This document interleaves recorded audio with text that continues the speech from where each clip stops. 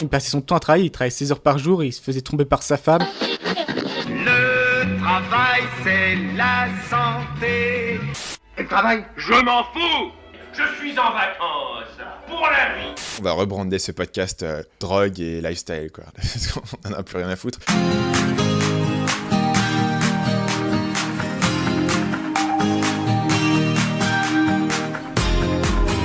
Vous écoutez le podcast Nomade Digital, l'émission de ceux qui veulent prendre le contrôle de leur temps et de leurs revenus pour pouvoir vivre et travailler n'importe où dans le monde. Chaque semaine, venez discuter entrepreneuriat, productivité et voyage avec deux gars qui le vivent au quotidien.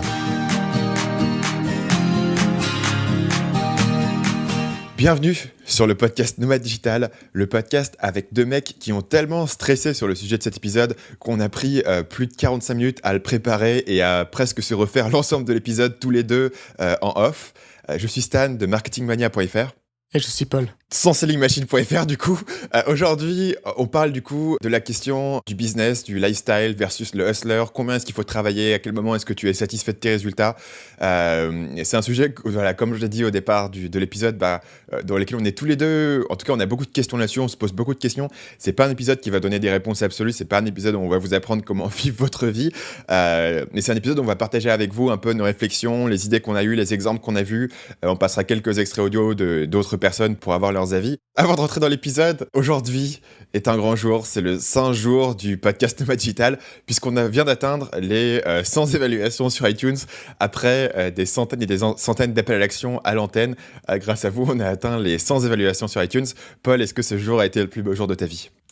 Peut-être le second, quoi. Voilà, t'as l'air enthousiaste. Le premier, c'est quand j'ai découvert le Nutella. Ouais, c'est ça. Moi, je suis assez content. Écoute, je pense que ça peut vouloir dire qu'on peut arrêter d'être aussi agressif sur les appels à l'action. À la place, on peut conseiller aux gens qui ont envie de communiquer avec nous. Évidemment, on est toujours preneur d'évaluation iTunes. Mais si vous voulez laisser un message sur l'émission, poser une question, on a sur le site un petit mécanisme qui vous permet de laisser un message vocal de 1 minute. Et puis ensuite, vous aurez l'occasion d'avoir votre question qui passe sur l'émission et puis d'avoir une réponse. On sera toujours content d'avoir vos questions là-dessus. Ça nous permet, nous, de savoir un peu ce qui vous intéresse.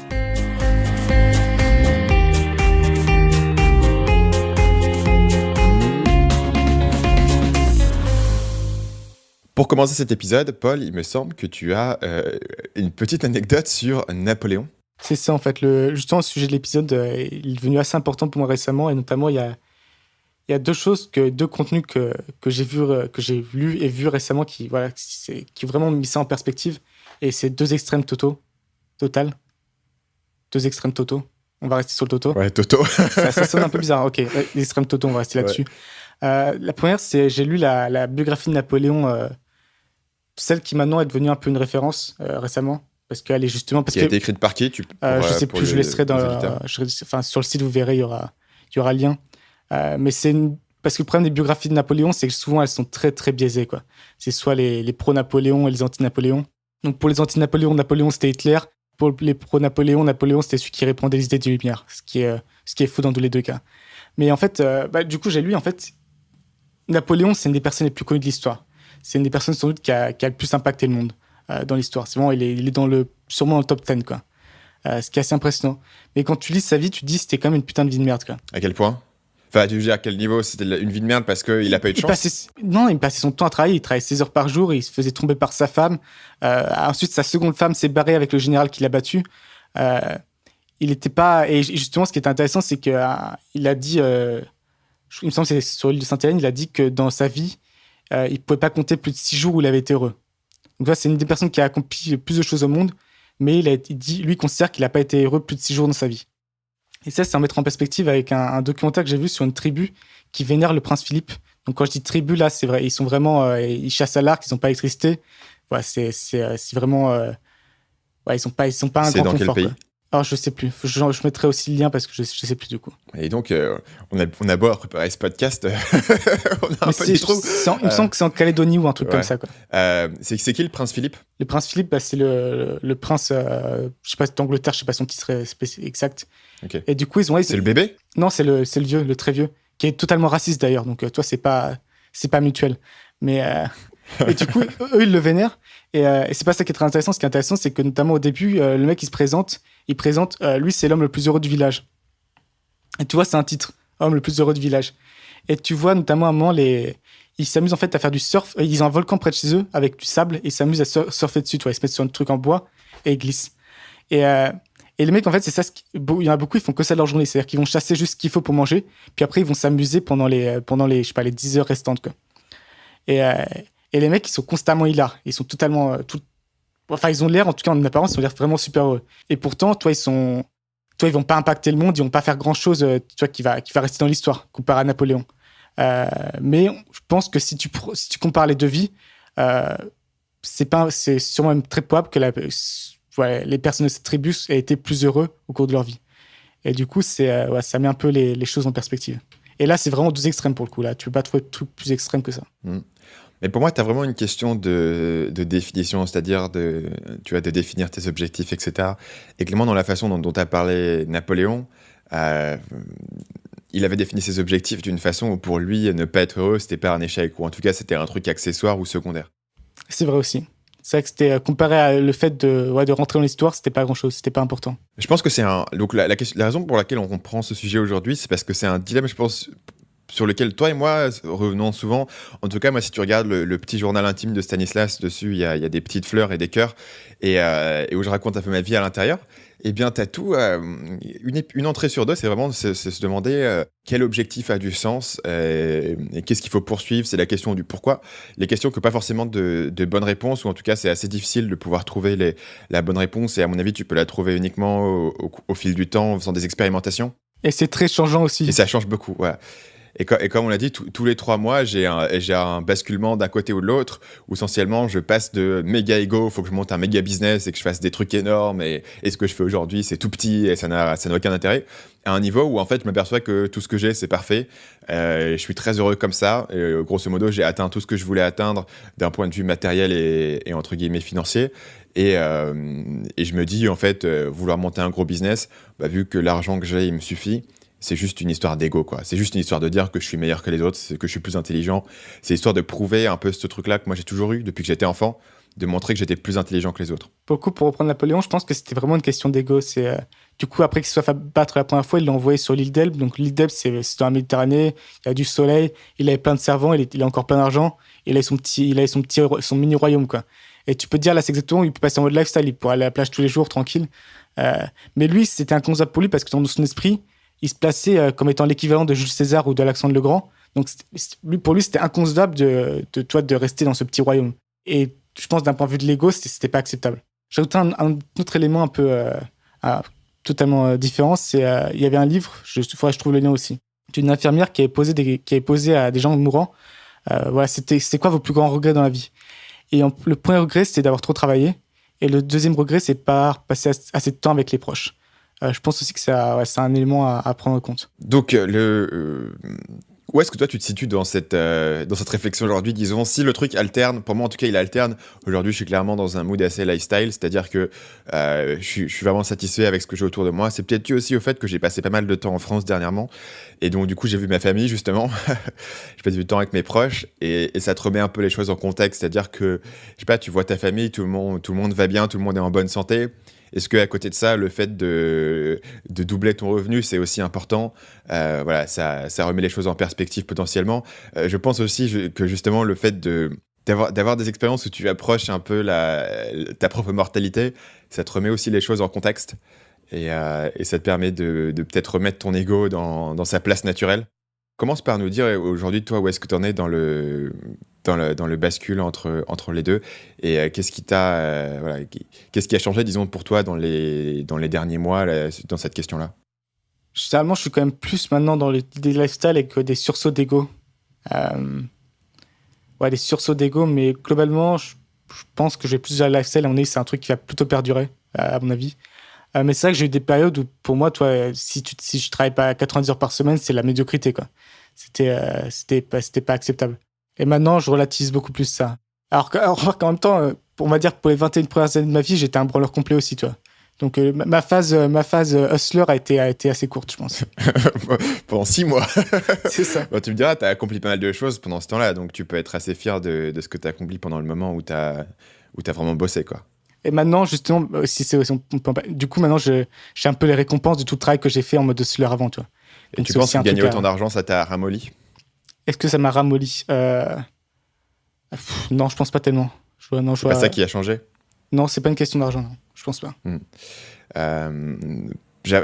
Pour moi, c'est vrai que ça se ramène à la question de l'ego. Et justement, sur la question de l'ego, tu peux avoir l'idée, en tout cas, moi, c'est l'impression que j'en ai, c'est qu'au fil du temps, en fait, je deviens un peu plus mature dans ma réflexion.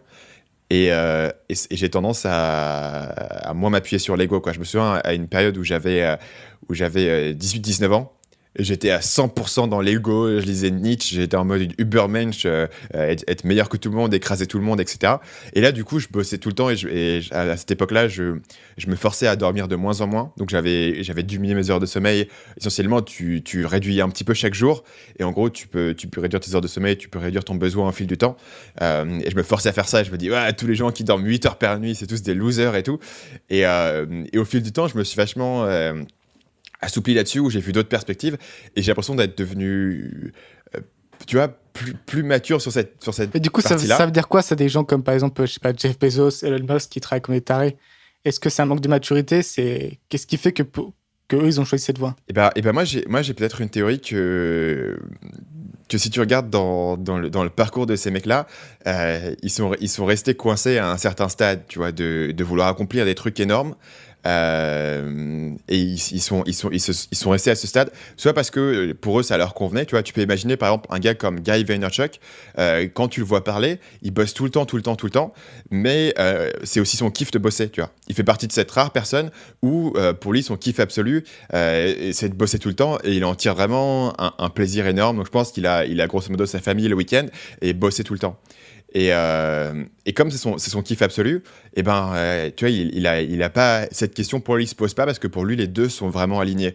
Mais pour la plupart des gens, il faut dire que t'as envie d'avoir une variété.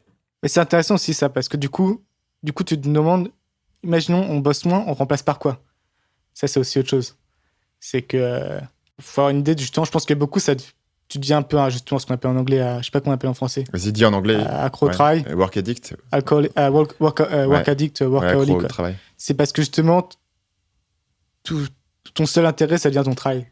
Tu deviens un peu mono-intérêt comme ça. Et il y a beaucoup de gens, c'est pour ça qu'ils ont travaillé toute leur vie, ils arrivent à la retraite et puis ils s'emmerdent, quoi, ils savent pas trop quoi faire. Et après, du coup, ils repartent au travail. Donc, est-ce que c'est parce qu'il vraiment il aime son travail, ou parce qu'il sait pas ce qu'il aimerait faire à la place de travailler?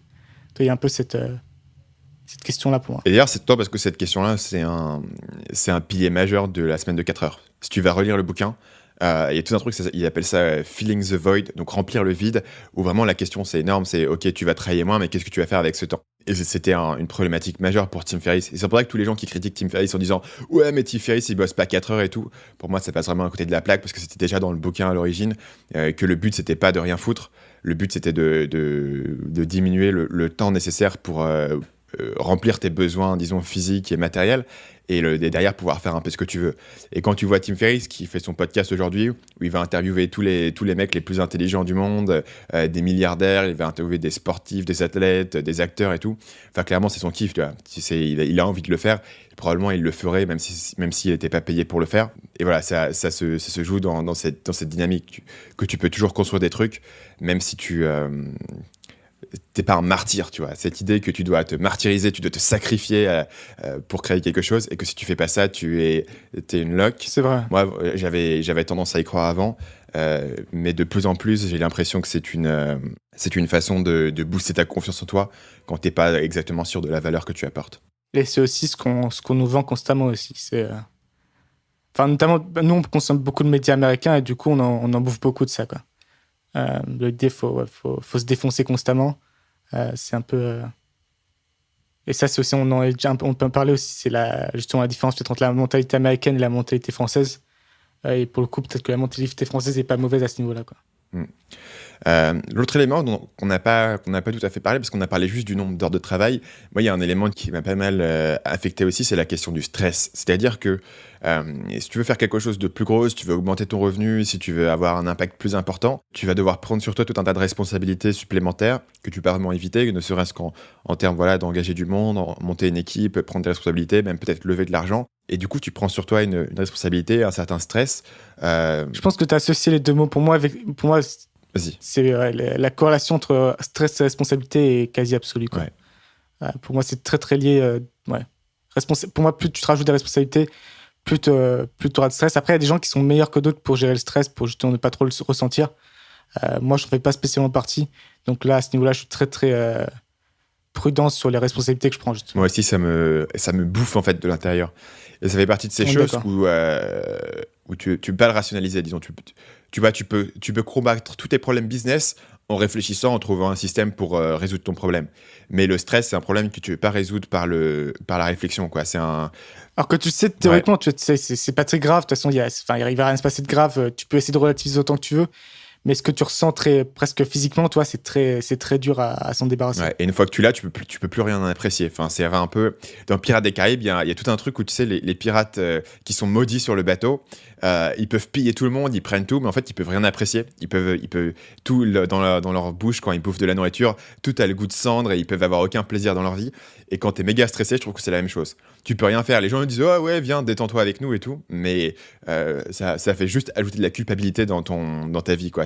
Tu peux plus rien apprécier, tu peux plus apprécier les choses simples. Et je me demande pourquoi d'un point de vue évolution, pourquoi on a ça, quoi. À quoi ça sert? Je sais pas, c'est quoi c'est quoi le but En fait, normalement, le stress dans l'évolution, c'est une réponse temporaire à une situation, tu vois, où tu as un tigre qui vient et tu as un coup de stress, d'adrénaline, où il faut te casser le plus vite possible. Mais le fait d'avoir un stress chronique de long terme, tu vas avoir l'impression que tu es toujours en danger, etc. Ça, c'est pas... Tu vois, en temps normal, un être humain, il devrait pas être dans cette situation. Et donc, on n'est pas forcément très, très adapté à avoir ce stress chronique de bas niveau. Et c'est aussi pour ça, par exemple, que ça t'empêche de dormir, etc. Parce que tu as l'impression d'être en danger physique immédiat. Et donc, tu peux pas l'éteindre, parce que si tu atteins un truc où tu es en danger physique immédiat, tu es obligé d'être vigilant, sinon tu vas te faire bouffer ou tu vas te faire buter par quelqu'un. Et il est probable que le stress qu'on ressent aujourd'hui dans notre vie moderne, c'est une mauvaise adaptation de notre biologie à l'univers dans lequel on évolue. J'avais entendu la même théorie à propos des peurs aussi. Que du coup, on s'invente des peurs parce qu'avant, on avait des vraies peurs, des peurs face à un danger réel. Et maintenant qu'on n'a plus ça, on finit toujours par s'en inventer. Et vraiment, si tu penses à ta tribu de tout à l'heure ou un animal sauvage, il peut avoir des peurs très intenses dans sa vie où vraiment il est entre la vie et la mort, mais ce sera pas quelque chose qui est constant. C'est quelque chose qui va venir pendant un moment et qui va partir. Et à mon avis, c'est là où se fait la bascule.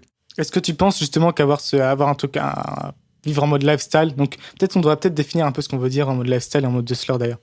Mode lifestyle, c'est vraiment privilégier que le travail soit vraiment pas dans les priorités, quoi.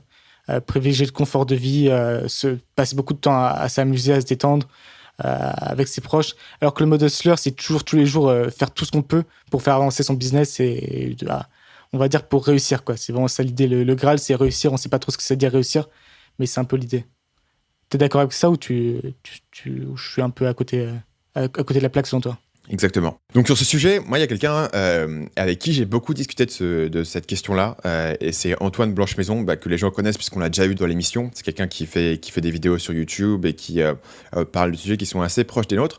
Ce que j'aime beaucoup chez Antoine, c'est que il a su définir exactement ce qu'il voulait créer, et il est très droit dans ses bottes en termes de ce qu'il veut accomplir, ce qu'il veut créer. Et du coup, il n'a pas ce sentiment que moi, je peux avoir parfois de culpabilité, de me dire « je pourrais faire toujours plus ». Et justement, je voudrais passer un extrait d'une de ses vidéos qu'il a fait il y a quelques semaines, où il parle du sujet, où il parlait justement de est-ce qu'il est un hustler ou pas, et le niveau avec lequel il est confortable dans ce qu'il fait. On va passer l'extrait maintenant. Et moi, quand j'ai commencé à faire des vidéos tous les jours, je me suis mis un peu dans ce mindset en me disant voilà, maintenant je vais être un hustler, je vais bosser comme un fou tous les jours, je vais toujours essayer d'accomplir un maximum. Et en fait, je me suis rendu compte que c'était pas forcément très productif de faire ça, parce que finalement, je me suis rendu compte que si je prends le temps de me détendre, profiter un peu de la vie et de faire ce que j'ai vraiment envie de faire, la qualité de mon travail ne se dégrade pas, au contraire. Et en fait, comme j'ai essayé de limiter un maximum de tâches pour garder que l'essentiel, qui est faire une vidéo tous les jours, la poster, faire des Facebook Live maintenant et faire des formations, finalement ça ne demande pas une grosse charge de travail. Ça demande de se former tous les jours, ça demande de la concentration, ça demande d'être de bonne humeur justement. Mais ça ne demande pas de travailler toute la journée ou de rencontrer de nouvelles personnes toute la journée. Donc je me dis que peut-être finalement pour moi c'est quelque chose d'assez différent et que je suis plus fait pour être posé, pour être calme, pour prendre le temps de réfléchir. Et c'est peut-être comme ça que je peux créer du bon contenu. Moi, ce que j'adore chez lui, c'est que vraiment, il sait exactement ce qu'il a à faire chaque jour. Et en gros, lui, ce qu'il fait, c'est que comme il publie une vidéo YouTube chaque jour, il sait exactement que chaque jour, il doit faire sa vidéo YouTube et il doit faire son live, vu qu'il fait un Facebook Live chaque après-midi. Et il sait exactement ce qu'il a à faire, il le fait et il est content de lui. Et moi, une des choses avec lesquelles j'ai eu beaucoup de mal ces dernières années, c'est que je pouvais travailler autant que je voulais, je pouvais être aussi productif que je voulais. Je me disais toujours que j'aurais pu faire plus. Et donc, du coup, j'avais pas de sentiment de satisfaction par rapport à ce que je faisais, parce que j'avais toujours un sentiment de culpabilité, que je pourrais faire plus, que je pourrais travailler plus dur, que au lieu de prendre 1 heure pour déjeuner, je pourrais prendre 45 minutes. Au lieu de finir à 19h30, je pourrais finir à 20h30. Et on peut toujours gratter plus. Et du coup, quoi que je fasse, j'étais jamais satisfait. Et parler avec Antoine, on a pas mal parlé de ce sujet-là et j'ai commencé à essayer de me dire, est-ce que je peux définir des conditions minimales pour ma journée où je me dis, si j'ai accompli tout ça, je suis satisfait de ce que j'ai fait aujourd'hui. C'est une journée réussie, ouais. Ouais. Je vois exactement ce que tu dirais. Et toi, parfois, parce que moi encore, je lutte encore aujourd'hui à me dire, j'ai passé une journée réussie. Toi, est-ce que tu connais ces conditions minimales? Qu'est-ce qui est pour toi une journée réussie? Non, mais c'est marrant, je suis arrivé un peu à la même réflexion parce que si tu te mets pas de limite, en fait, tu pourrais toujours faire plus, quoi. Quoi qu'il arrive, tu pourrais toujours faire plus. Donc moi c'est pour le coup, c'est une liste de tâches minimale à faire pour la journée. Si j'en fais plus, c'est un bonus, mais c'est pas. Mais toi, si j'ai fait juste ces tâches, je peux être satisfait. Moi, je pense que c'est un petit trick mental qui peut être utile pour que quand tu ailles te coucher, tu sois plutôt content de ta journée, plutôt que tu te dises est-ce que j'aurais pas pu faire plus. Moi, au départ, je me disais, bon, pour être le maximum productif, je vais faire une longue liste de tâches, tu vois, la liste idéale, la journée où je suis vraiment complètement dopé, tu vois, au café, et que je peux faire tous les trucs, où je me faisais la liste comme ça, en me disant, ça va me pousser à faire toujours plus. Mais du coup, honnêtement, je pense qu'il y a peut-être 1 jour sur 30 où vraiment je finissais ma liste de tâches. Et 29 jours sur 30, je faisais beaucoup de choses, mais j'arrivais jamais vraiment au bout. Et vraiment, là, sur la semaine dernière, j'ai mis en place un nouveau système de gestion de tâches parce que j'ai un très bon système pour les 90 jours. On en a parlé plusieurs fois du plan de 90 jours. J'ai un très bon système pour ma semaine, mais au niveau quotidien, j'avais une grande insatisfaction par rapport à ce que je pouvais accomplir. Et donc, du coup, j'ai mis en place un nouveau système qui est encore nouveau, donc je ne vais pas encore en parler parce qu'il n'est pas vraiment mature, mais avec cet objectif précis de pas seulement accomplir plus, mais surtout d'être plus satisfait de ce que je fais en faisant la même chose, en me disant que ça n'a pas de sens de bosser autant que je le fais. Et c'est là que c'est assez débile, c'est que c'est vraiment juste une question de perspective, quoi. Ouais, c'est une question de perspective entièrement. Tu peux accomplir le même travail, ça dépend comment tu le regardes. Et ça, c'est con parce que du coup, si toi, la négativité que tu te crées, tu te la crées toi-même, elle est pas créée par quelque chose de réel. C'est juste toi qui te le mets dans la tête et qui te pourrit l'esprit volontairement, quoi. Ouais, et justement à ce sujet-là, j'ai un autre extrait qui vient de Gary Vaynerchuk. Celui-ci, en l'occurrence, bon, Gary Vaynerchuk, on l'a mentionné encore et encore, c'est un entrepreneur américain qui a beaucoup de succès, qui gagne beaucoup d'argent et qui a monté des business énormes. En particulier, il a monté l'agence de communication avec la croissance la plus rapide de tous les temps. Et donc quand vous voyez... Et pour le coup, l'agence fait quand même 100 millions par an. Et il a commencé il y a 4-5 ans. Et ça... c'est ça, 4-5 ans, peut-être 6. Donc voilà, c'est quelqu'un qui bosse beaucoup, qui accomplit beaucoup. Et c'est intéressant parce que c'est une des rares personnes comme ça qui s'affiche publiquement, mais qui a vraiment atteint un certain niveau de succès. Tu vois. Il a 600 employés, il fait 100 millions. Tu vois, la majorité des gens qui sont à ces positions-là vont pas s'amuser à faire une chaîne YouTube ou à faire du Snapchat. Ouais. Donc c'est une perspective un peu unique, je trouve. Et en particulier, il a un système de vlog.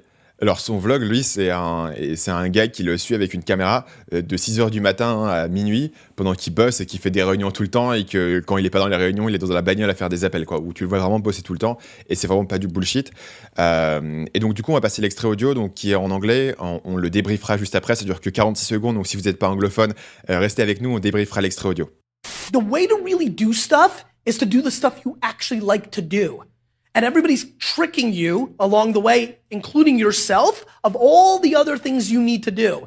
When you become whole and confident enough, like, this is just what I do, and this is the real brain, when you're okay with where it taps you out at, When you're like, cool, I'm only going to make $300,000 a year, when you can get there, or 50, or 5 million, or whatever it may be, when you just can get cool with where you're at and what you're good at and what that leads itself to, a couple of funny things happen. You start saving a lot of time on other stuff, which allows you to play the game slightly different and opens up other opportunities that you would have never had. Ce que j'aime bien dans cet extrait, c'est que Gary, c'est un mec qui bosse énormément, qui accomplit beaucoup de choses, mais il te dit, écoute, si tu as envie de monter quelque chose de plus petit, c'est OK, mais au moins accepte tes limites et sois confortable avec ce que tu as fait. Et moi, pendant assez longtemps, j'ai eu du mal avec ça, c'est-à-dire que j'avais des business qui marchaient pas trop mal, tu vois, j'avais le Séduction Academy qui marchait bien, Marketing Mania qui marchait bien, mais c'est toujours trop petit, j'avais toujours ce sentiment que c'était pas assez gros, c'était pas assez, et du coup, j'avais des choses qui sur le papier étaient très bien et qui étaient enviables, mais moi, j'arrivais pas à être satisfait avec ça, parce que je regardais des mecs comme Gary Vee, ou je regardais des mecs comme Elon Musk, ou je regardais des mecs comme Napoléon. Je pense qu'il y a aussi l'aspect justement d'être un peu aussi un gros poisson dans une petite marque, quoi. Toi, l'opposé d'un gros poisson dans une petite marque, c'est par exemple Elon Musk, parce que lui, par exemple, pour la ski des voitures, toi, c'est un petit poisson dans une... c'est un océan, le truc. Et un autre opposé auquel je viens de penser, par exemple, c'est pour le coup, c'est Jean Rivière. Lui, c'est un énorme poisson dans une toute petite marque. Il a prêt maximisé, je pense, ce qu'il peut générer comme revenu, tu vois. Et je pense que c'est cette question-là pour moi, en tout cas. Mais du coup, en tout cas, ce que dit Antoine, justement, c'est que tu vois, quelqu'un comme Jean Rivière, c'est peut-être la même idée que ce que raconte Gary dans l'extrait, c'est-à-dire que il a su être satisfait avec ce qu'il a. Enfin, il me semble que voilà, il a monté son truc. Il a un business qui est aussi assez minimaliste, j'ai l'impression, dans la façon dont il le gère. Et il n'est pas toujours à vouloir faire plus. Il est satisfait avec ce qu'il a. Alors honnêtement, je le connais pas, donc j'extrapole, tu vois, de ce qu'on m'a dit de lui et de ce que j'ai vu de lui en regardant ses vidéos. Mais je pense que c'est un endroit assez agréable à arriver. Et je pense qu'il y a des gens qui font 10 millions par an et qui veulent toujours faire plus et qui ont l'impression de ne pas avoir assez. Et ça, enfin, je le sais, hein, tu écoutes par exemple Tim Ferriss qui habite dans les Silicon Valley et qui connaît pas mal de multimillionnaires et de mecs qui sont milliardaires, etc. Et dit qu'il y a plein de mecs qui font 10 millions par an et pour eux, c'est pas assez, ils en veulent toujours plus et ils sont pas satisfaits. Et vraiment, à mon avis, ce que je suis arrivé à réaliser au final, c'est que la satisfaction que tu as avec ce que tu as est plus importante que concrètement ce que tu as. Il vaut mieux gagner 50 000 euros par an et être content de ce que tu as plutôt que gagner 3 millions, mais te dire putain, je suis vraiment une merde, l'autre mec là-bas, il fait 10 fois plus. Je pense que pour le coup, l'environnement, voilà, c'est l'environnement, il joue beaucoup, je pense. Et ça, c'est aussi un biais. Ouais. On dit ça, ouais, c'est un biais. C'est que justement, quand le mec, Silicon Valley, c'est 10 millions par an, comparé à son environnement, c'est pas monstrueux, quoi. Et ça, je pense que ça joue aussi beaucoup. Et c'est pour ça aussi que c'est un peu dangereux, tu sais, la question de entoure-toi des 5 personnes. Toi, tu veux. Enfin, non, c'est quoi la moyenne des 5 personnes les plus proches? Ouais. C'est ce que tu vas devenir. Il y a un truc vraiment, une meilleure formule. Hein. Pour le coup, je passe totalement à côté. Ouais. L'idée, c'est que tu vas devenir la moyenne des 5 personnes avec qui tu passes le plus de temps. Donc là-dessus, on dit que si tu veux devenir riche, passe du temps avec des gens riches, tu deviendras riche. Si tu passes du temps avec tes amis losers qui jouent à Call of Duty toute la journée et fument des joints, et ben tu vas devenir la moyenne de tes amis, quoi. Et du coup, ça peut justement, si tu t'entoures de gens super ambitieux qui travaillent comme des malades, tu peux te créer ta propre tombe, quoi. Ouais, potentiellement. Je pense que le dernier élément à mentionner ici, c'est quelque chose, on a un peu tourné autour, mais je voudrais l'attaquer directement. C'est tout simplement le plaisir que tu prends à travailler et à construire. Moi, pour autant que, voilà, on a dit le dilemme lifestyle hustler dans cet épisode, pour moi, travailler sur mes business, ça n'a jamais été une punition ou un truc où il fallait se traîner, comme les gens se disent « Oh putain, c'est lundi matin, il faut que j'aille au boulot ». Pour moi, ça n'a jamais été ça. J'ai toujours pris du plaisir et de l'intérêt, de la curiosité et de l'excitation à bosser sur ces éléments-là. En fait, du coup, je pense qu'on revient à la question de responsabilité. En fait, c'est vraiment ça. Parce que moi, je viens d'avoir réflexion, c'est pareil. Elle pense, ça me gênerait pas de travailler 80 heures par semaine. Si j'ai pas de responsabilité, je fais mon propre petit business. Ça me posait pas de problème. C'est justement parce que généralement, le truc, c'est que si tu veux vraiment accomplir quelque chose de conséquent, tu vas forcément avoir besoin d'aide externe, quoi. Donc, d'employés, ainsi de suite. Ce qui rajoute des responsabilités. Donc, moi, effectivement, c'est pas forcément comme toi, c'est pas forcément le volume de travail, parce que le travail me plaît plutôt. c'est plutôt justement toutes les responsabilités qui peuvent y être associées parfois. Et il y a aussi tout simplement le choix des tâches, quoi. Moi, bien souvent, c'est pas une question de travailler moins, c'est une question de ne pas faire certaines choses, parce qu'il y a des choses qui te font chier toujours dans le business, et parfois tu les fais parce qu'elles sont rentables ou parce qu'elles ont du bénéfice derrière. La question, c'est est-ce que tu peux ne pas faire ces trucs-là et faire uniquement des choses qui t'intéressent plus et tout simplement peut-être faire avancer moins vite ton business ou faire moins d'argent, mais avoir un business qui est plus agréable à gérer. Et ce dilemme, il est arrivé pas mal de gens au niveau de l'affiliation. Donc si tu vends des produits avec des affiliés, c'est un bon moyen de faire des ventes supplémentaires, de faire croître ton business plus vite. Mais beaucoup de gens, et j'en fais partie, à partir d'un certain niveau, quand tu as un certain niveau de revenu, tu te dis putain, c'est vraiment chiant de devoir gérer les affiliés, de devoir faire toute cette communication, de devoir faire toute la coordination, de devoir checker tout le monde, le tracking, le suivi, etc.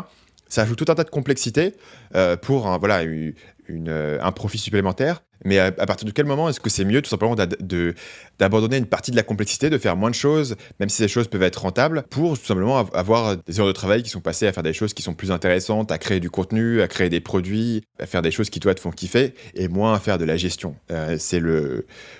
Pour ceux qui sont intéressés par le milieu de la startup, il y a un gars qui s'appelle Paul Graham, et il a un concept, c'est le maker versus manager. Donc l'idée que tu as deux tâches que tu peux faire, deux types de tâches. Soit tu vas créer des choses, soit tu vas manager, gérer, faire les emails, la gestion, etc. Les deux sont nécessaires. Moi, j'y pense, c'est quand même un critère assez important. Justement, si tu prends du plaisir à manager, ça débloque pas mal de choses à ce niveau-là. Moi, justement, le manager, c'est le truc que je déteste le plus de très loin, quoi.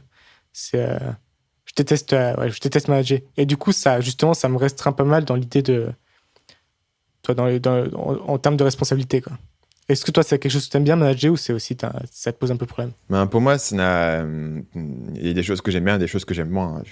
Il n'y a pas d'ensemble de tâches. Donc, c'est pas ce que tu définis par manager. Si c'est manager d'autres gens, ça ne me dérange pas particulièrement. Mais si c'est par exemple s'occuper de toutes les questions de compta, de tracking, de mesure, etc. Non, moi je parle de manager, c'est gérer des employés. Tout ça. Moi, ça me dérange pas. Parce que moi, j'ai cette partie intéressante de l'aspect psychologique. De comprendre comment les gens réfléchissent, comment les gens travaillent, de pouvoir monter une culture, etc. Ça m'intéresse. Moi, vraiment, dans la question de gérer des gens, ce qui me pèse le plus, c'est la responsabilité. Se dire, t'embarques des gens dans ton aventure, derrière, tu te sens obligé de maintenir un certain niveau de croissance pour continuer à leur donner des opportunités en disant que dans le futur, ils vont pouvoir accéder à des nouvelles choses. Et moi, ça me met une pression supplémentaire que quand je suis tout seul ou juste avec quelques freelances, je n'ai pas forcément. Parce que, moi, je me dis, je serai toujours à l'aise avec ce que je fais. Mais est-ce que mes employés seront à l'aise à rester au niveau subalterne où ils sont, ou est-ce qu'ils ont envie que le business grossisse pour eux pouvoir avancer, tu vois. Et peut-être que je l'avais mal géré, mais la dernière fois que j'avais vraiment recruté du monde à plein temps, c'était vraiment dans l'idée qu'il y allait avoir un avancement derrière pour eux, et du coup ça me mettait une pression énorme pour avoir une croissance rapide dans le business. Je vois ce que tu dis, ouais. Offrir des bonus, tout ça, quoi. Ça fait plaisir d'offrir des bonus. Toi, t'as pas envie de faire stagner les gens, t'as envie de les motiver avec des bonus, qu'il y a une progression, quoi, que la courbe monte. Je vois exactement de quoi tu parles. Et du coup, t'es vraiment en stress de dire putain, comment est-ce que je vais croître de 20% par mois mon business, alors que quand t'es tout seul, et si tu stagnes pendant 3 mois, moi ça me dérange pas. Tant que je fais mon CA, si je stagne un petit peu pendant quelques mois, le temps de développer une nouvelle idée, ou parce que j'ai plus envie de prendre autant de clients, par exemple, je stagne et puis ça me dérange pas. Tu vois, j'ai pas l'impression de devoir dire à quelqu'un, écoute, on stagne parce que j'ai peur, ça me fait chier de faire cette nouvelle initiative ou parce que je suis trop stressé. Et quand t'es tout seul, t'as pas ce dilemme-là. Sur ce, est-ce que tu as un mot de la fin ou quelque chose pour nous résumer cet épisode ou une perle de sagesse qui peut nous terminer cet épisode sur la question du lifestyle et des hustlers? Pour le coup, je pense qu'aucun de nous deux avons une leçon à donner parce qu'on n'a pas encore de vraies réponses. Mais quoi qu'il arrive, je pense qu'il faut réfléchir et ensuite essayer de se décider et ensuite assumer, parce que le pire des choses qui puisse arriver, c'est justement sur ton lit de mort ou quoi, dans tes vieux jours, tu regrettes ce que tu as pu faire, la décision que tu as pu prendre, quoi. Donc que ce soit y aller à fond et accomplir quelque chose de grand, ou que ce soit justement peut-être plus prendre le temps dans la vie, profiter et accepter de pas produire quelque chose d'incroyable. Faut sérieusement savoir ce qu'on veut et ensuite assumer la décision. Exactement. Sur ce, petite anecdote justement, parce que tu parles de lit de mort, ça m'a fait penser à quelque chose. Donc on va faire notre anecdote de fin de podcast là-dessus. Je sais pas si j'en ai déjà... J'ai parlé du truc du scorpion ou pas déjà? Scorpion, ça me dit rien, non. Ok. Donc il y a quelques années, un peu après que j'ai commencé à devenir un nomade digital, j'étais allé à Bali et en particulier j'étais allé sur une petite île qui est au large de Bali qui s'appelle les îles Gili. Les îles Gili, quand tu débarques, bon, d'abord tu vas sur une espèce de bateau.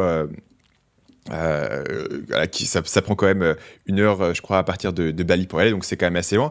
Et quand tu arrives là, il y a aucune voiture sur l'île. Les gens se déplacent dans des petites charrettes avec des chevaux et en gros en vélo, quoi. Avec des chevaux, ils ont même pas de moto, Ouais. mais c'est un choix. C'est un non choix. Bah, c'est juste, c'est un choix. c'est tellement une toute petite île en fait, et tellement paumée qu'ils ont pas de véhicules motorisés là-bas. Donc c'est vraiment, tu vois, la cambrousse. Et en gros, t'as des cabanes et la plage, quoi. Ouais, pour le coup, ça me paraîtra un choix parce qu'à mon avis, à l'heure actuelle, une moto c'est moins cher qu'un cheval. Ah oui, quoi. oui, non, je veux dire, C'est un petit c'est scooter. un choix. Et puis comme en fait, cette île elle est tellement paumée qu'il n'y a rien du tout, il fonctionne que sur le tourisme, si tu veux. Donc comme c'est tout petit et que tu peux traverser le truc en vélo en 10 minutes. Vraiment, de côte à côte. C'est C'est vraiment vraiment minuscule. minuscule. Et donc, du coup, t'as pas vraiment besoin d'un scooter. Et ils ont des chevaux. Vraiment, c'est pour transporter les. Tu sais, c'est une petite charrette, c'est un tuk-tuk, quoi. Pour transporter les touristes qui débarquent au truc et qui ont la flemme de marcher 15 minutes pour aller à leur hôtel, quoi. Et donc, du coup, t'as des petites cabanes. Et la première nuit où donc, du coup, ce qu'on avait fait, c'est qu'on avait trouvé un mec qui nous a loué sa maison. Vraiment, il a loué sa maison. Il a, tu vois, dans son jardin, une petite annexe et il loue en gros l'annexe à des touristes. Donc tu débarques, tu taques à la porte du mec, il te loue son annexe et tu dors là. Et première nuit, je me couche et je sens un petit picotement sur mon bras. Je me dis putain, c'est bizarre, enfin tu vois, un tout petit picotement.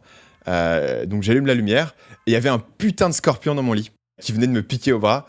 Et du coup, là, tu vois, j'étais en mode. Il s'est passé quoi? Ça s'est passé en mode combat au corps à corps. Ouais, Qui a gagné? C'est ça, non, et putain de scorpion. Donc je fais un bond, le scorpion flippe, court sous le matelas, et là, je suis passé en mode Highlander, quoi. Vraiment, j'allais pas dormir avec ce putain de scorpion dans ma chambre, donc je suis passé. Bon, évidemment, je suis en caleçon, tu vois, donc j'ai remis des chaussures, j'étais en chaussures et en caleçon dans la chambre, parce qu'en me disant, je vais quand même pas me faire repiquer au pied, et à retourner le matelas, à balancer les meubles, à poursuivre le truc avec un journal et tout. J'ai fini par l'avoir, mais ça m'a pris vraiment un quart d'heure à retourner la chambre pour avoir le scorpion. Mais du coup, à ce stade-là, mon bras, tu vois, il y a le poison qui commençait à se répandre dans mon bras. Ah, ok. Il t'a empoisonné. Ouais, il m'a vraiment piqué dans le bras. Et tu vois, après avoir trouvé le truc, et tu sais, t'as le bras qui commence un peu presque à se paralyser, ça fait vraiment mal. Mais le truc, c'est que sur l'île Gili, je t'ai mis un peu le contexte avec le cheval et tout. Il n'y a pas d'hôpital. L'hôpital, il est à Bali, il faut y aller en hélicoptère. Non, t'avais un seul choix, fallait aspirer le venin avec ta bouche. Hein. C'est ça, et bah exactement. Il fallait aspirer le venin avec la bouche, c'est ce que j'ai fait. J'ai aspiré le venin et je l'ai craché dans le truc. Je sais pas, peut-être qu'il était trop tard, tu vois, mais je me suis dit. Et après ce que j'ai fait, j'ai fait ce que n'importe quelle personne aurait fait, c'est que j'ai tapé Scorpion Bali sur Google pour savoir si j'allais mourir. Je me suis dit, bah ok, si le scorpion est vénéneux, tu vois, ça va me prendre 5 heures d'aller à Bali en bateau, tu vois, il n'y a aucune chance que je m'en sorte. Donc je me suis dit, et j'ai découvert... Est-ce que tu étais plutôt serein par rapport à ta mort? Au départ, j'étais un peu... en fait, tu sais, c'est ce qu'on a dit tout à l'heure, t'as un pic d'adrénaline, tu vois. Et donc du coup, je me dis, je vais buter ce scorpion. Et pendant un instant, tu penses pas vraiment que tu vas te faire empoisonner et que ça va être sérieux. Donc après, je me suis un peu plus stressé, donc j'ai été voir sur Google. Et sur Google, il disait que dans cette région, il n'y a pas de scorpions qui sont mortels. Donc j'avais vraiment mal au bras. En fait, ce qui se passe, c'est que le poison, au départ, ça te pique le bras et tu vois, t'as mal à la peau comme une piqûre d'abeille. Mais au fil du temps, il se répand dans ton bras. Et en gros, ça va jusqu'à ton épaule, quoi. Et vraiment, jusqu'à l'épaule, t'as vraiment mal et t'as un truc, c'est comme si tu t'es fait piquer par des abeilles, mais sur toute la surface de ton bras et de ton épaule. Donc ça faisait vraiment mal, donc je me suis endormi comme ça. Et je ne suis pas mort, donc je me suis réveillé. Mais pendant un petit moment, j'ai vraiment tapé sur Google, est-ce que je vais mourir, quoi. Scorpion, Bali, vénéneux, j'ai regardé les différents types de scorpions. Voilà, parce que vraiment, les scorpions, même les petits scorpions que tu trouves dans le désert, genre dans le Sahara, c'est fini, quoi. Tu te fais piquer et tu dis adieu à la vie. Et il s'avère que là, c'était pas le cas. Et c'est pour ça que t'es avec nous aujourd'hui, quoi. Et c'est vrai que je suis avec vous aujourd'hui, et ça m'a fait reconsidérer tous mes choix de vie, d'ailleurs. Non, pas vraiment, mais c'était une expérience, voilà, un peu en mode nomade digital. C'était les quelques fois où tu as frôlé la mort, ou en tout cas, tu t'es imaginé que tu frôlais la mort. Moi, j'ai eu 2 expériences aussi où je suis passé assez proche de la mort. Et à chaque fois, j'étais déçu par à quel point j'acceptais ma situation, tu vois. Genre, j'étais vraiment... Bon, je vais mourir, j'imagine, c'est comme ça. Ok, je vais et mourir. toi, tu penserais pas, tu penserais que tu te battrais à fond. Et moi, j'étais vachement... ouais, bon, bah, c'est comme ça se finit, et puis voilà, quoi. Et ça, je trouve ça assez intéressant. Et par contre, le truc un peu décevant, toi, ça m'a pas changé, toi, ça m'a pas transformé. Toi, je pense que, honnêtement, il y a un grand mythe, c'est le mythe que, toi, il y aura un gros événement qui va te faire changer de vie, toi, te changer de cap dans ta vie, toi. Ça, j'y crois vraiment moyen. J'ai pas l'impression que ça existe vraiment. En tout cas, moi, ça n'a jamais été une Ouais, expérience. j'y ai longtemps cru. Ouais, j'ai longtemps cru en me disant ouais, tout va changer et tout. Et au final, effectivement, le changement semble arriver de façon graduelle. Ceci dit, il y a pas mal de gens qui ont eu ces expériences tu vois, proches de la mort et qui ont ensuite une révélation et ont fait des changements. Donc j'imagine que ça existe. Mais c'est vrai que moi, je l'ai pas vécu. Ou en tout cas, le serpent ne m'a pas donné cette expérience. Il est possible que dans ce sujet, hein, puisqu'on parlait de Tim Ferriss tout à l'heure, dans le podcast de Tim Ferriss, il interviewe souvent des mecs qui sont des spécialistes genre du LSD, de l'ayahuasca, donc des trucs psychédéliques et tout. Et apparemment, certaines personnes qui vont prendre des trucs psychédéliques peuvent avoir un changement radical après dans leur vie. En particulier, il parlait de trucs sur les alcooliques qui prenaient. Enfin, il y a une clinique au Mexique où ils traitent les alcooliques avec des psychédéliques, en particulier du LSD. Et ils sont très efficaces là-dessus. Donc, il y a des choses intéressantes qui existent. Et tu peux imaginer en fait que les expériences que tu peux avoir avec des drogues psychédéliques, elles peuvent probablement se répliquer de façon organique avec tes hormones. Tu vois, si tu as une expérience de fin de vie, tout un tas de trucs qui sont relâchés dans ton corps, et peut-être que certaines personnes en tout cas peuvent y être suffisamment sensibles pour avoir une expérience qui va les transformer pour toujours. Qui crée un déclic. Voilà, il y a toujours une chance que tu aies un déclic, je ne sais pas. Peut-être que c'est pas tout le monde, hein. Il y a peut-être des facteurs génétiques. Là-dessus, il n'y a pas beaucoup de recherches, mais de plus en plus, il commence à y en avoir, parce que la recherche sur le LSD a été rendue illégale dans les années 60, donc en fait, il n'y a pas grand-chose dessus, mais de plus en plus, ils sont en train d'étudier ce que ça peut faire en termes de santé mentale, de maladie mentale et d'addiction. Et il y a des choses assez intéressantes qui sont en train de sortir. Donc, si vous avez des expériences intéressantes, n'hésitez pas à laisser un message vocal pour nous parler de vos expériences sous le ST, comment ça vous a fait changer de vie. Parce que maintenant qu'on a atteint les 100 évaluations, on va rebrander ce podcast drogue et lifestyle, quoi. On n'en a plus rien à foutre. Donc là-dessus, normalement, on arrive à notre section lifestyle. Paul, qu'est-ce que tu as à nous recommander cette semaine ? Pour le coup, je vais faire un peu tout d'un coup au niveau notamment des shows à la télé, les shows, les séries. Donc vas-y, t'en as 4, c'est ça ? 4 séries différentes ? Les séries à la télé, j'en ai 4. Ouais, je vais essayer d'être rapide. C'est que j'ai regardé récemment. On voit que t'es repassé en mode lifestyle. Hein. T'es passé 4 séries différentes. Ok, vas-y. Le premier, c'est An Idiot Abroad. Donc, il y aura les liens. Vous inquiétez pas, il y aura les liens. Et en fait, c'est un truc, c'est vraiment assez original. Et par contre, il faut aimer l'humour. Hein. L'humour, c'est... je pense que ça plaira pas. Faut aimer... Ah, ok. Faut aimer l'humour, mais pas en général. Genre, le mec qui déteste l'humour, il fait... Ouais, l'humour, ça me fait chier. C'est un humour particulier. C'est de ça, en pays fait. Ça vient d'Angleterre. Et je pense que vous connaissez peut-être Stephen Merchant et Ricky Gervais. Ouais. Et en fait, ils envoient un mec qui s'appelle Carl Pilkington voyager dans le monde, en fait. Et lui, c'est un mec vraiment... Lui, ce qu'il arrangerait, c'est juste rester à la maison dans ses pantoufles. Et il y a eu dans une autre émission, ils ont mesuré son QI. Il a 80 de QI. Donc, c'est pas un mec intelligent. Il joue pas la comédie, en fait. Donc ça peut paraître un peu méchant parce qu'on se moque de lui, mais bon, on oublie ça, c'est pas grave. Et en fait, tu le vois, et il a une manière de voir le monde qui est vachement originale, qui est super marrante. Et moi aussi, ça m'a un peu je pense que c'est aussi pour tous ceux qui rêvent un peu de voyage, je pense que c'est aussi un peu pour compenser ça, le voyage, c'est pas non plus aussi idéalisé qu'on peut le penser, quoi. Et lui, parce qu'en fait, il y a plein de trucs où tu te dirais, ça devrait, toi... Notamment, moi, j'ai beaucoup ça par rapport aux monuments. Toi, généralement, par rapport aux monuments, je fais un grand truc, tu le regardes 10 secondes, puis après tu dis ok, bon bah voilà, et puis tu repars, quoi. C'est pas... Toi, ça reste pas vraiment dans l'esprit, c'est un peu cette idée-là. Là, je m'exprime assez mal, mais je vous recommande de regarder. Il me semble que c'est sur Netflix, en France possible, je suis pas sûr. Donc ça, c'est An Idiot Abroad. Donc c'est assez particulier. Le second, c'est un show qui marche très bien en ce moment, c'est Billions. Je sais pas si tu l'as vu, Stan. Ouais, sur Showtime. Ouais, j'ai vu. Alors pour le coup, c'est vraiment un show de hustler, quoi. C'est vraiment avec de la finance. Ouais, j'ai fait que 110 millions cette année, tu vois, genre c'est tous qui a la plus grosse, quoi. Et j'ai voulu en parler parce que justement, à un moment dans le show, je spoilerai en disant ça. C'est dans la bonne annonce. Je pense que la citation que tu vas sortir est dans la bonne annonce. Ah, c'est pas une citation, pour le coup. Peut-être que tu as une citation. Mais du coup, c'est un moment dans le show où en fait, il réfléchit justement pourquoi j'arrêterai pas. Je suis déjà milliardaire. Voilà, on va vivre sur un yacht avec ma famille. J'arrête d'avoir du stress constamment, de risquer. Parce qu'en plus du stress, lui, il risque constamment de se faire arrêter. Ouais, d'aller en tôle et tout. Ouais. Mais tu vois, mais il n'y arrive pas, il continue. Toi, c'est en lui, quoi. Et donc, du coup, ça, c'est intéressant. C'est lui, clairement, le choix lifestyle, il y a totalement renoncé. Ouais, donc le concept du show, c'est qu'il y a 2 personnages principaux. Il y en a un qui s'appelle Axelrod et qui est un espèce de maxi hedge fund, le hedge fund le plus gros du monde, et qui fait des milliards et des milliards. Et l'autre, c'est le DA, il me semble, de New York, donc le procureur de New York, qui essaye de le coffrer. Et ils ont tous les deux les égos les plus gros au monde et ils vont se faire. Et en fait, la citation que je voulais mentionner, je mettrai l'extrait audio, comme ça on pourra faire un podcast avec que des extraits audio tout le temps. Je mettrai l'extrait audio dans le fichier qu'on pourra passer juste après. Mais il y a un moment où il fait What's the point of having fuck you money if you never say fuck you? Et donc c'est vraiment le truc d'ego, d'avoir le plus de thunes pour dire fuck you à l'autre.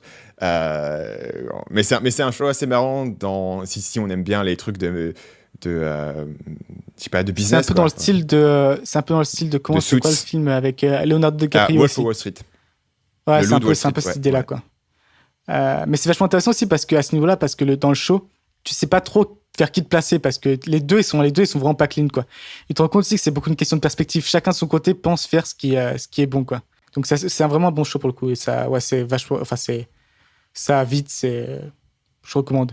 Justement, pour parler d'un truc totalement différent, là ça va très lentement. C'est un truc recommandé par Tim Ferriss qui s'appelle Return to River Cottage. Donc pour le coup, je mettrai un lien pour le télécharger parce qu'il est assez dur à trouver. Et en fait, c'est tout simplement un mec qui va vivre dans sa mini ferme en Angleterre, donc qui quitte la ville et qui fait ses propres patates, élève ses propres cochons. Et du coup, c'est un truc vraiment détente à regarder, quoi. Justement, ça calme comparé. Mais c'est un documentaire ou c'est une fiction? Non, effectivement, c'est un peu de la télé-réalité, en fait. Tu le vois, le mec, ce qu'il fait. Mais c'est plus style documentaire que... Non, c'est pas fiction, clairement. Le mec, il vit vraiment là-bas, quoi. Et le mec, de manière générale, le présentateur, je sais un peu de son nom, mais il a une vision de la vie qui est aussi super sympa, quoi. Le mec, pour moi, c'est l'exemple du lifestyle. C'est qu'il est vraiment très, très serein, très tranquille, il tente de nouvelles choses, il s'amuse, il se prend pas la tête. Et le show reflète ça, en fait. Et du coup, c'est une grosse recommandation de ma part. Le dernier, donc comme ça sera fait, lui, je vais passer moins de temps, c'est juste Outlander, c'est un bon show, en fait. C'est tout simplement sur l'indépendance, la guerre d'indépendance en Écosse, avec une personne qui revient dans le passé. Je spoil, mais c'est dans le premier épisode. Une femme qui revient dans le passé, qui se retrouve, du coup, 250 ans en arrière. C'est justement une série britannique. Britannique, ouais. Et honnêtement, c'est vachement sympa à regarder. Et c'est pas, comment dire, c'est assez. Il y a beaucoup de séries qui sortent en ce moment, des séries historiques, mais qui sont très plates, quoi.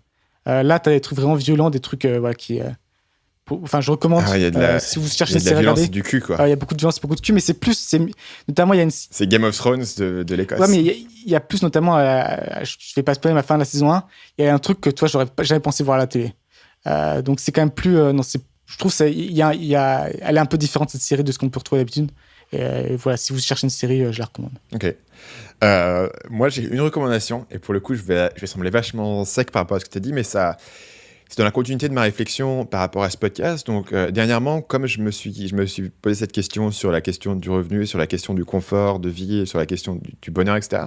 J'ai lu pas mal de mecs différents qui sont des gars qui ont eu un boulot normal en général, tu vois, genre un boulot où ils gagnaient moins de 80 000 $ par an, tu vois, souvent des Américains, mais qui ont économisé entre 50 et 70% de leurs revenus et qui, à l'âge de 30 ou 35 ans, ont pris leur retraite. Et j'ai pas mal regardé à leur philosophie de vie, comment eux vivaient les choses, parce que du coup, leur but c'était de prendre leur retraite et de vivre la vie tranquille, mais comme ils pouvaient pas dépenser beaucoup d'argent pour en arriver là, parce qu'ils économisaient tout, en fait, ils placent dans la bourse, ils devaient se poser que c'était vraiment important dans leur vie et voilà, et construire une philosophie de vie, tu vois, autour de cette idée-là, parce qu'ils peuvent pas avoir le beurre et l'argent du beurre, ils peuvent pas dépenser beaucoup d'argent et en plus être libres. Ils sont obligés de choisir l'un ou l'autre.